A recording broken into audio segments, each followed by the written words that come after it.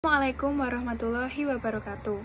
Tepangaken nami kula Esa Chelsea Herianto Kusumaningrum saking kelas 11 TMI kalih nomor absen kalih.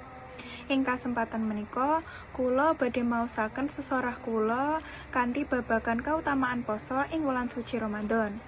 Sapisanan monggo kita sedaya panjataken puji syukur kehadirat Allah Subhanahu wa taala awit saking rahmat taufik lan hidayahipun kita sedaya saged kempal wonten ing wulan suci menika, wulan suci Ramadan. Sholawat saha salam ugi tansah aturaken dumateng junjungan kita Nabi Muhammad sallallahu alaihi wasallam. Para rawuh ingkang dipun rahmati Allah, Ramadan uga namung wulan ingkang kebak kabagyan, nanging uga wulan pendidikan tumrap jiwa kita. Wonten wulan menika Allah Subhanahu wa taala paring dawuh marang umat Islam supados kita sedaya nindakaken ibadah poso ingkang kagungan tujuan supados kita sedaya dados tiyang ingkang langkung takwa. Takwa boten namung wedi marang Allah Subhanahu wa taala, nanging uga tansah rumangsa dipunawasi saengga kita sedaya jaga perilaku, lisan lan manah. Para rawuh sedaya, kautamaan poso ing wulan suci Ramadan kathah sanget. Antarane kaping pisan sarana pangampun dosa.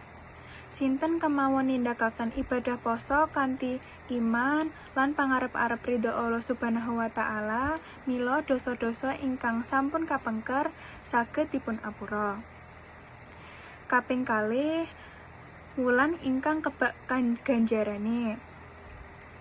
Saben amalan ingkang sae dipun tikelaken pahalane.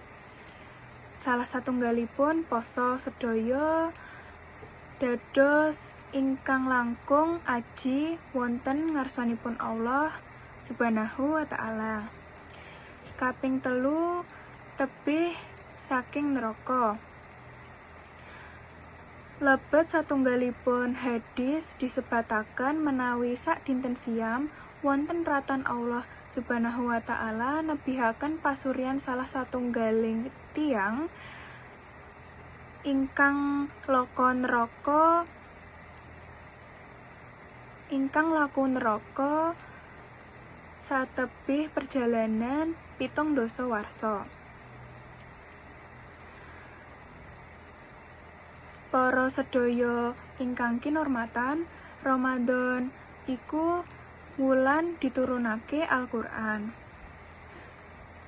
Monggo kita isi wulan menika kanthi dedonga, zikir lan tadarus.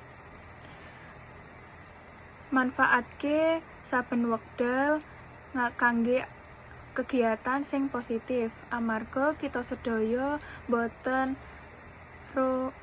mangetosaken menawi kita sedaya dipun paringi kasempatan malih taun ngajeng. Muga-muga amalan apik kita sedaya dipun tampi lan diparingi pangapura. Cekap semanten sesorah saking kula